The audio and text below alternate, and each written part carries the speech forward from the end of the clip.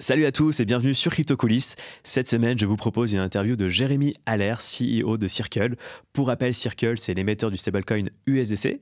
Et j'ai eu la chance d'interviewer Jérémy avec Isaac Carly de la chaîne Crypto Backstage.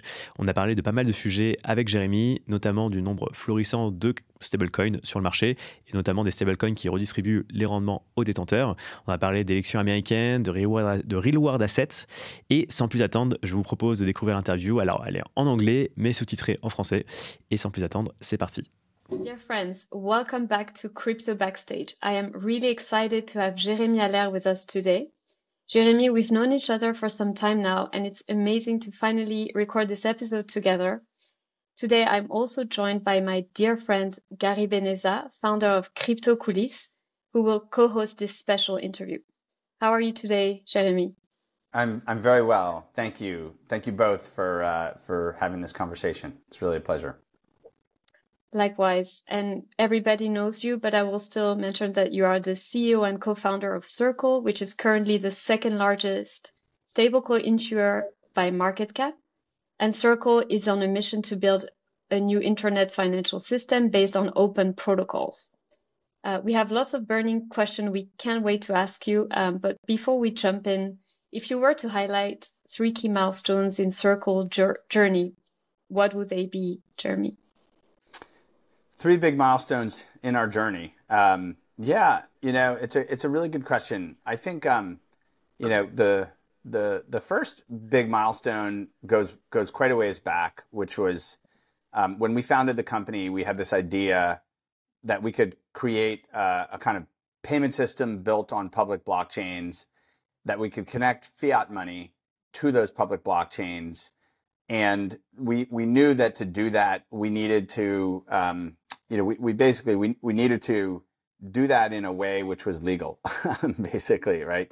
And so we chose the hard path of becoming a regulated company. And so really, we built a lot of infrastructure in our first several years, and we built licensure, becoming the first crypto company to be licensed throughout the United States, the first bit license, which was one of the very first crypto licensing regimes in the world. We were the first crypto company to be an EMI license back in 2016, early days. And doing that, and the importance of that is that it unlocked our ability to work with, world-class, with banks, with auditing firms, with others. Like we just taking that kind of serious approach was very important. And so that's one big kind of collection of things that were early on. I think the second is by far, the successful launch of USDC. I think when you start a company, you have a vision, you have a long-term vision. I'm a technologist by background, and there were things that I saw that would become possible, but were not possible when we founded the company in 2013. But I knew they would be. And so to finally see those come, and then to be able to build and to kind of invent and create in this category was just a huge milestone. And especially in like 2019, when our market was really depressed. Actually, it was a very challenging market, but we were actually so excited because we were seeing product market fit on a protocol like USDC with the emerging collection of companies known as DeFi. And it was very clear, like, programmable money was here. On-chain programmable money could be used in powerful ways.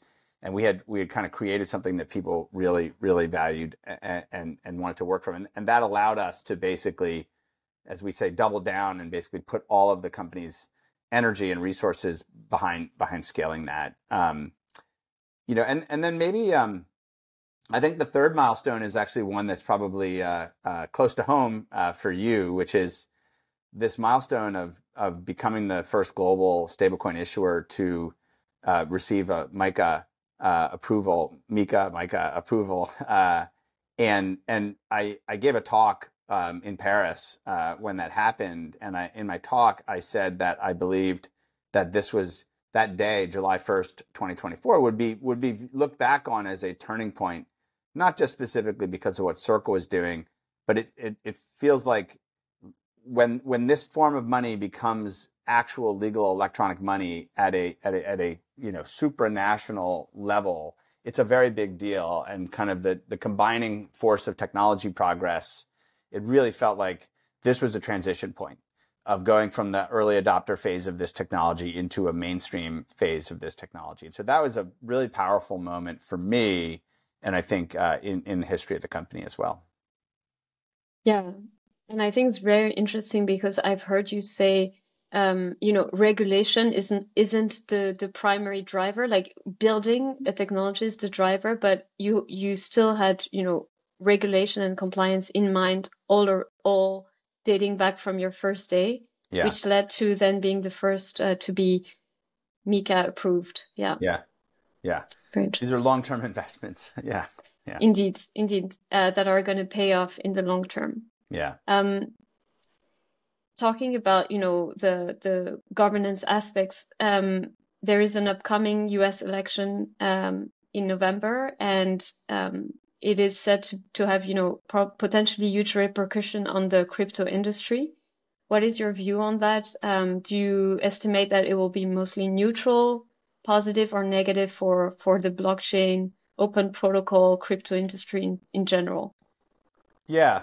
So I'm fairly close to this topic. I think on the positive side, prior to this sort of election season, there was really strong progress being made in the U.S. government, in the U.S. Congress, towards establishing what I believe are two sets of regulations and policies that would provide the clarity that's needed for the industry to be able to grow and operate. And so that was happening, and you were seeing the bipartisanship there.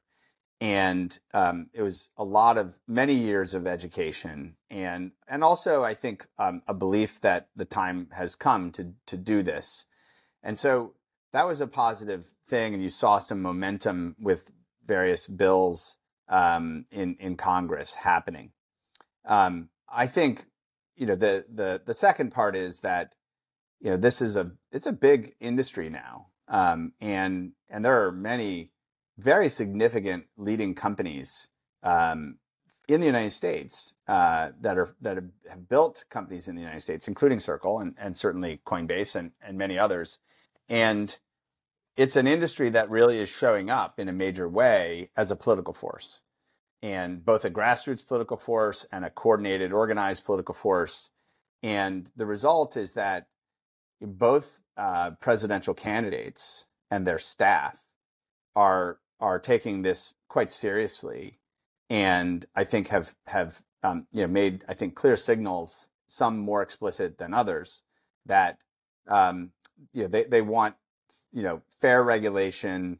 They want the industry to be able to be built in the United States, and that's a very positive development. And so I think no matter who becomes the president of the United States, I think you have a Congress that is ready to act, and I think you'll have, in either case, an administration that's ready to sign bills into law. Now, the nature of those may be different under one government or another, but I think there's so much, I think, agreement on the fundamental principles that I think that we'll see that happen. So I think I'm very pleased with where we've come. Right, when I started this 11 years ago, the concept that this was going to be a presidential political issue, an international, a core issue for people who govern the international monetary system. I actually thought those things could happen and would happen, but to be in it right now is pretty amazing. Yeah, making history in a way. Petite interruption pour vous dire que j'ai créé Fundera. Fundera, c'est un club d'investissement pour investir dans des fonds crypto triés sur le volet. Le ticket minimum pour investir dans ces fonds est normalement de 100 000 € en moyenne. Et grâce à Fundera, vous pouvez investir à partir de seulement quelques milliers d'euros. Si vous voulez en savoir plus sur les prochaines opportunités proposées à la communauté, je vous mets le lien en commentaire. Et c'est reparti pour l'interview. Yeah. So if I rephrase, you're convinced that it's not only opportunistic or electoralist, but it's way beyond that and more advancement will be made post-election, no matter the government. Absolutely. I do see that. Yeah. That is huge. I would like to talk about central banks. Do you believe central banks and governments see stablecoins as a threat or competition? It's interesting. I think the understanding of stablecoins within the central banking world has evolved quite a lot. I think at first, the stablecoins, in the version of something, say, like Libra, were viewed as very much a threat. Now, I think, there's been years of kind of industry development, technology development, and maturation. And I think now most central banks have come to the view that this is a new form of electronic money that is an important payment system innovation and needs to be integrated into the global financial system. That's a very different position. And I think also in most parts of the world, the priority is actually establishing, clear regulations on stablecoins as the sort of first priority versus something like a central bank digital currency, which is a sort of very future thing. It's uncertain whether the population will support it. It's maybe a 5-year or longer kind of undertaking. But stablecoins are here and now, and banks and non-banks and other digital players are innovating, and so central banks have now come around and said, okay, this is here. We need to have rules, and even are starting to understand that this innovation actually is potentially a transformative innovation in the way the monetary system works by introducing full reserve forms of money that can circulate and be used, that carries in theory carries less risk than privately issued commercial bank money. And so it's even leading to, let's call it, like, the economists are now starting to think about this a little bit differently. And that's a really positive evolution. And I think the area where central banks still have, as we say, the most heartburn is they're really used to operational resilience, settlement finality, and kind of infrastructure control as critical pieces of kind of authorized payment systems. And the concept of both electronic money and the actual infrastructure that provides for the settlement of that electronic money being something that's an open source, open protocol, public internet infrastructure, they're having a very hard time with that. And are in some jurisdictions, they're allowing banks to interact with public chains. In other jurisdictions, they're restricting it. And I view this as similar to how, for a very long time, companies and governments were afraid to kind of connect to the internet, and then they were afraid to use the internet for communications because it might be insecure, and then they were afraid to put software in the cloud or use a cloud service provider. And gradually, we've been able to move onto public internet infrastructure for things, and it's required stronger and stronger forms of security and operational capabilities. And so, in many respects, public blockchains are still a nascent technology, and they have not proven themselves at a huge scale. And so there's still development work to do to eventually get central banks comfortable with kind of public networks being part of the actual retail monetary system. And you, as a stablecoin issuer, do you see central bank digital currencies, or CBDCs, as a competitor or future competitor? We really don't. I think we're very focused on the here and the now, and solving problems in the market today. And the particular innovation that we're focused on is open, public, permissionless networks the ability for developers to freely build on that infrastructure and innovate on that infrastructure. And that's a very different focus. And I think that model of open, composable, programmable money is going to be very successful. And I think the technology development of kind of open source innovation in the blockchain infrastructure is also a very, very powerful force. And so I have a very strong conviction that that will be the primary way that digital money works in the future. And I do think that central banks should continually upgrade their core systems and their core technology. And so at a kind of wholesale level, the core systems of government central banks need to be continually improved. And it's a very positive thing if the choices that they make about the architecture of the central bank itself moves more towards crypto, moves more towards the use of distributed ledgers, just sort of consensus mechanisms that allow for the people who do connect to the central bank to use those innovations. And so it does seem like a technology that will eventually find its way into the core of central banks. But I think the innovation of the actual delivery of the infrastructure that the real economy is using day in and day out will very likely be private sector intermediated in most parts of the world. Okay. So probably like in France in the coming years, or in Europe or in the US, we have a few chance to trade as individuals, CBDCs. Yeah, I haven't seen any evidence of like a digital euro that would be freely usable on the public internet and programmable and be something that could be integrated on public blockchains. I haven't seen any evidence of that. Okay. Okay, so I'm gonna bring us back to the beginning of this year. We're in January. BlackRock, which is the world's largest asset manager, launches its first spot Bitcoin ETF.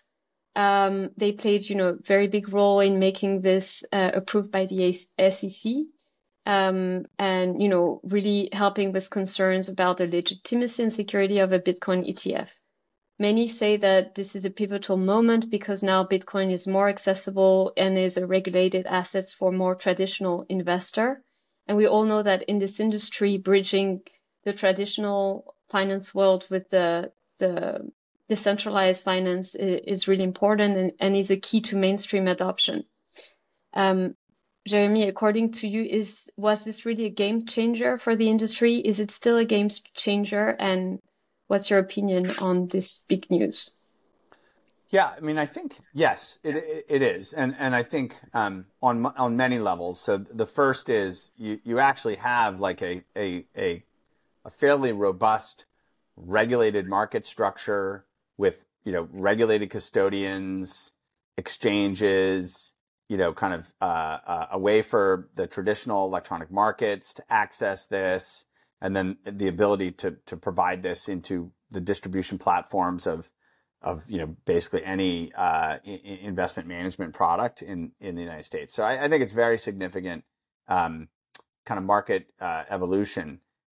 It also obviously is significant in that I think it shows that even the SEC is willing to see kind of quality infrastructures be available to the general public. I think what it's done, of course, is it's not just BlackRock, it's Fidelity, and it's so many other major names, and now it's like Goldman Sachs and Morgan Stanley, and so many companies now have a way to get into this market, and so we are seeing, I think, at the institutional level with like major financial institutions, major payments companies, major technology companies, we're seeing new levels of interest in the whole technology area and the broader capabilities here. And so it's part of a cycle, I think, of generating credibility, awareness, engagement, and that's taking place. And so I think this year has been a strong year for that increased interest. And also, and maybe we'll talk about this, but things like MiCA have been a really important milestone similarly, because I have seen, and with our team in Europe, we have seen a real increase in interest from a lot of traditional institutions who are now like, okay, we can now use this. Like, there's now a framework for us to know how to apply and use this technology. That was not the case. I think we've seen a sharp increase in kind of major institutions interested in stablecoins and in tokenization and in blockchain applications. Yeah, I think this is a great point. And, it's really important to shift the narrative. We sometimes hear that MiCA, has still some blank spots where you don't exactly know, and it may create delays or may create confusion, maybe if you're operating outside of the EU. But the other side of the coin is that it actually defined very precisely on a number of critical topics, which then attracts the traditional institutional players into this technology and its capabilities. Totally agree. Yeah. So if we take a more crypto native point of view, there's been a massive influx of liquidity thanks to the Ethereum and Bitcoin ETFs. Do you think, therefore, as this industry goes more mainstream and has more liquidity, we'll see a less cyclical aspect of the crypto ecosystem, and it will be less dependent on the Bitcoin halving, for example? Yeah, it's an interesting question. I think back to other technology market cycles, right? I've been working in internet technology for 30 years, and I've sort of seen these different cycles that have gone. And at a certain point, you get to a place where the technology maturity is at a point where people in a more mainstream scale way can start to deploy things and use things, and you continue to see continuous improvement in the technology, and then it's kind of irreversible, and in a sense, right, it smooths out, right? If you go back to I think really 2004, that was a point in time when the internet had worked through multiple ups and downs. Technology was, starting to actually become mature. You could build powerful applications that worked on devices that delivered rich media, high quality software experiences.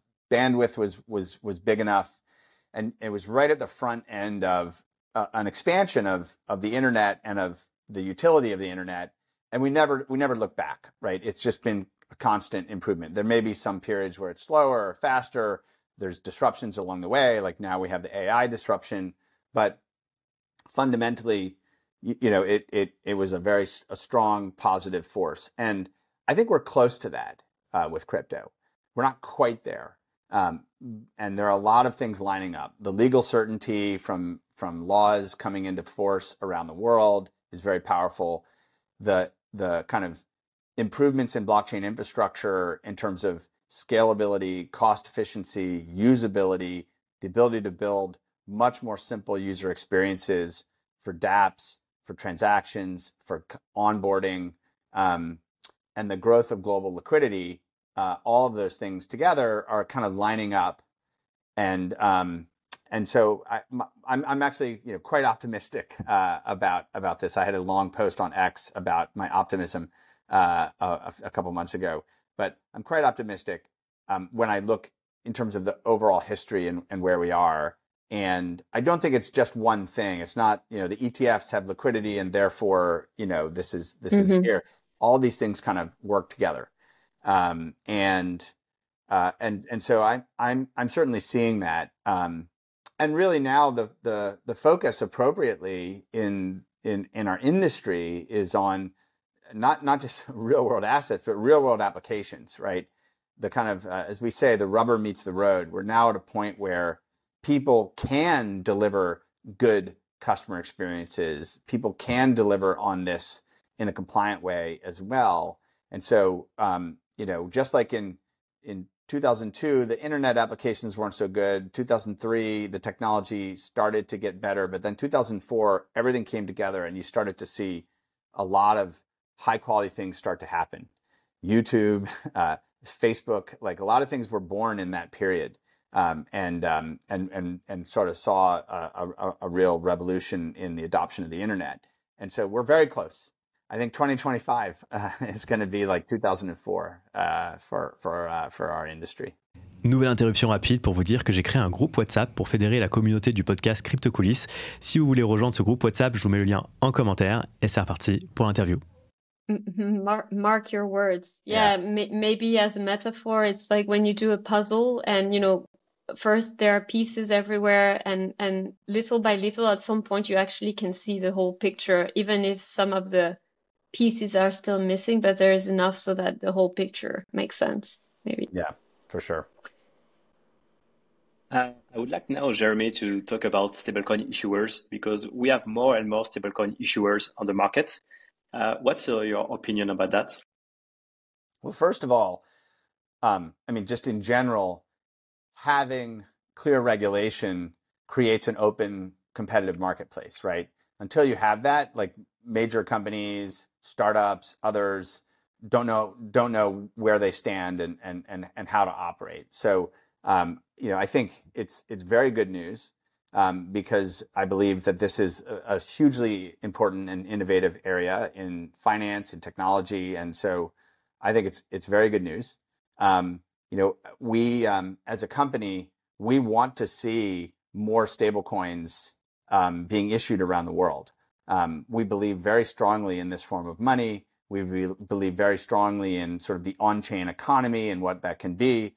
And as a company, we're not going to issue stablecoins for every currency in the world, right? There are hundreds of currencies, and I do believe there'll be powerful on-chain pesos, and there'll be powerful on-chain yen and Aussie dollars, and all these different currencies around the world. And if they're done with clear equivalent legal and technical structures, that will create this internet financial system. Circle specifically, though, we're very focused on dollars and euro, and we believe the dollar will be the most important currency on the internet for a long time. And so we're very focused on making sure that we have the best digital dollar, the best technology, the best compliance, the best ecosystem capabilities, like all of this. So we're very focused on that. And we believe that digital euro is also going to be very significant. And I think now that we have laws, the utility of these digital currency euros can be applied domestically as well. And we can start to move outside of just crypto trading, and we can start to see this used for the benefits that programmable money brings.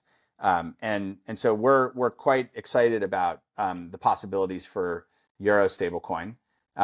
Since launching under Mika and issuing out of Circle France, like we've had some nice growth in EURC, and we're bringing a lot of the capabilities that we have brought with USDC, the technology capabilities, the ecosystem we have that's broad. We're partnering with a ton of companies in wallets, custodians, market makers, exchanges, the whole ecosystem we're partnering with on EURC.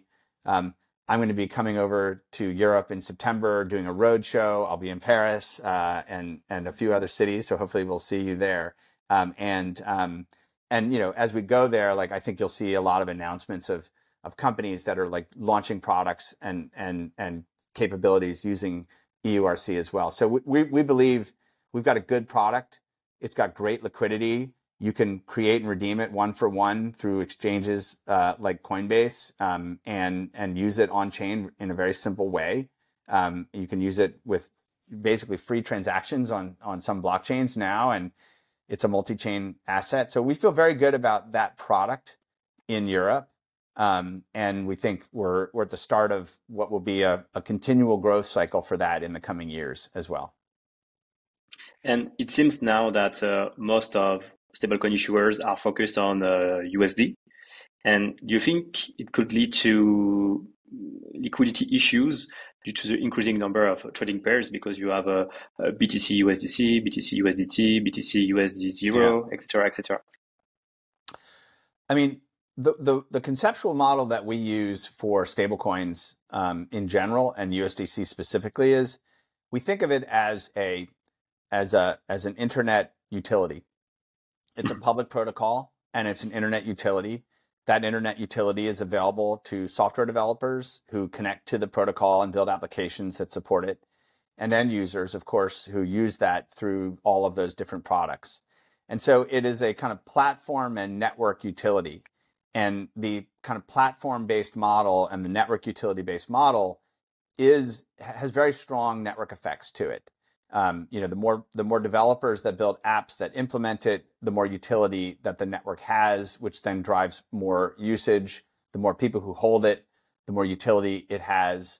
So you have a kind of Metcalfe's law, as it's known. The sort of more nodes on the network, the more valuable the network becomes.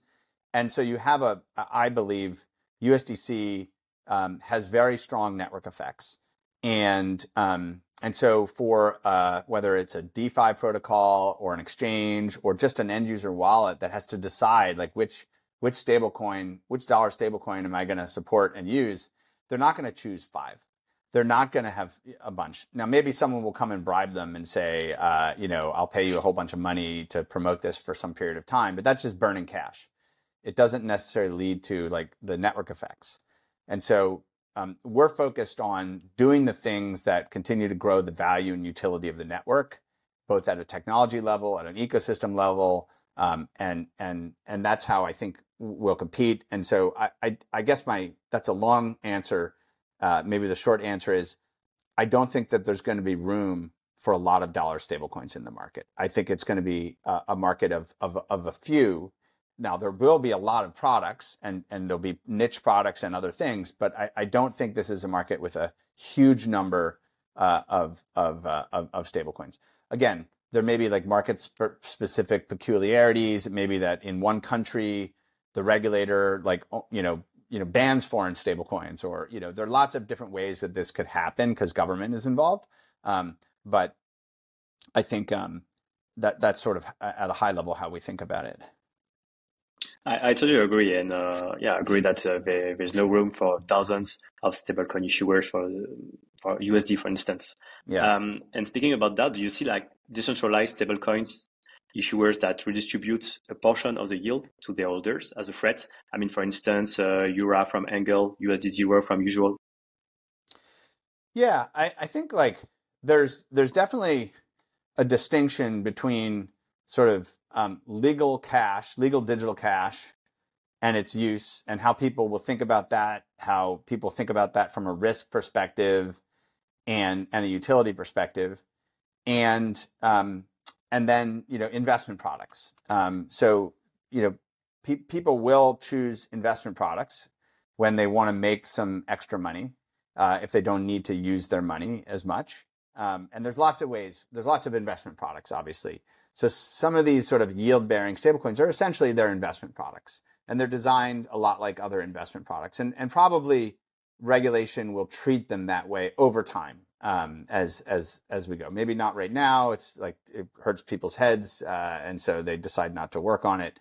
But I think we definitely see that growth, and I think there are going to be good regulated on-chain yield-bearing investment products that are similar to government bond funds that you can purchase from your brokerage account, right? And that work on chain.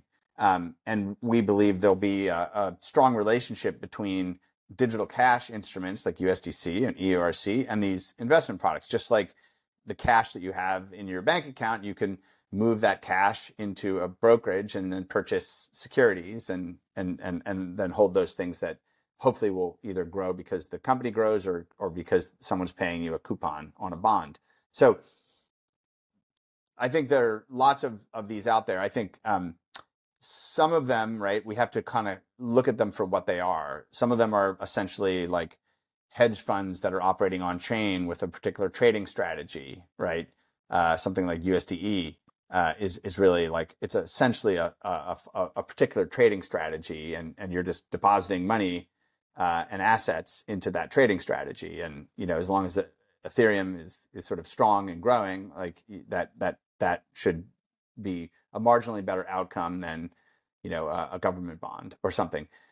Mainstream at scale, like I think, you know, the more that real world assets can come on chain, and the more that the kind of clearing and settlement of the purchase and sale of those real world assets can come on chain, the better. That's just part of building the internet financial system. And I believe that stablecoins will be like well-regulated payment stablecoins, like what we're seeing with e-money tokens in Europe or payment stablecoins in the US under these laws. I think those are going to be very, very popular for how people interact with those kinds of products. But we'll still need cash. We'll still need this kind of electronic cash. And I look at the total addressable market for electronic money, legal electronic money. It's like $100 trillion globally. And part of that is maybe about 10% of that is in these kinds of investment, you know, money market type of products that are, you know, short-term, low risk, yield bearing. And the vast majority of it is commercial bank money, privately issued commercial bank money. And on the whole, like stablecoins are competing in that pie. So we have a long way to go. Yeah, interesting. So yeah, you see them as a complementary products. Mm-hmm. Well, Jeremy, we're coming to the end of this interview, and our DNA with Crypto Coulisses and Crypto Backstage is really to look at your entrepreneurial journey. If you know, I think probably your role from 10 years ago to today to in 10 years will be different. How do you see this as the co-founder and CEO of Circle? Yeah, it's really interesting. I mean, there's been all this talk on Twitter around founder mode. I don't know if you've picked up on the meme that came from Brian Chesky's interview with Ron Conway. But so I'm thinking a lot about like, what does it mean to be a founder at all stages, right? So as I have been a founder in 3 companies, but in Circle 11 years ago, you know, the role is very intense, right? You literally are involved in everything, and that changes over time. But you know, even today, you know, as the CEO of a company with, you know, near 1,000 employees, I'm not involved in everything, but I still stay really close to everything that's happening, right? I want to be able to understand very, very deeply everything that we're working on, and collaborate at every level of the organization, from, you know, engineers to you know, people working on, you know, policy issues or whatever it is. Yeah, how does that help you and the company being still hands-on versus being an evangelist, for instance? Yeah. So I think there's a role that I play that only I can play, which is, you know, I kind of carry the spiritual torch for the company, and I sort of have the greatest amount of synthesis of information of anyone, and that is part of my role. To be the CEO, to be the founder and CEO, is to have the greatest synthesis, so that I have the best and deepest understanding, so I can help the company choose directions, make the strategic decisions, and then keep that aligned against that long-term vision as well. And so, you know, that's all tied together in my mind. And you know, I think the changes though are you know, as we get larger, and as we have more resources, and as, you know, the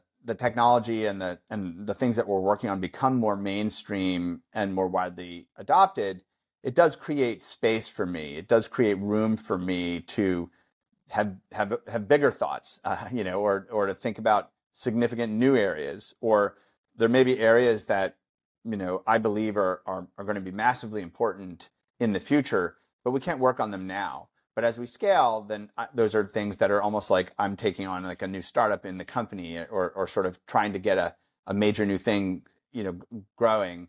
And that's fun, right? So I look forward to that kind of expansion as well.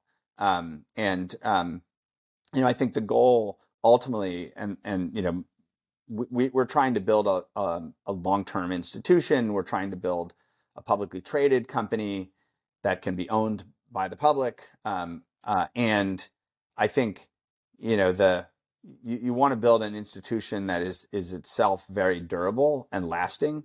And so, that's hopefully in the next 10 years can kind of be at a point where I can say, hey, this is going to be a forever institution. I mean, no institution's forever, but it could be an institution that has that kind of inertia to just keep going.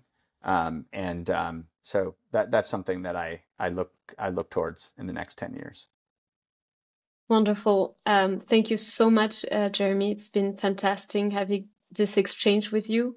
Maybe could you remind our listeners where they can follow your journey, Circle's journey, and what's the best way? Sure. Yeah, absolutely. So you can follow me on X, Allaire is my Twitter handle, and Circle is the Twitter handle for the company, and then circle.com is our website. We also have USDC.com, which is increasingly popular as well. Yes, been launched this year. Yes. Thank you very much. It's been a pleasure, Jeremy. Thank you, Jeremy. Thank you, Gary. Thank you both.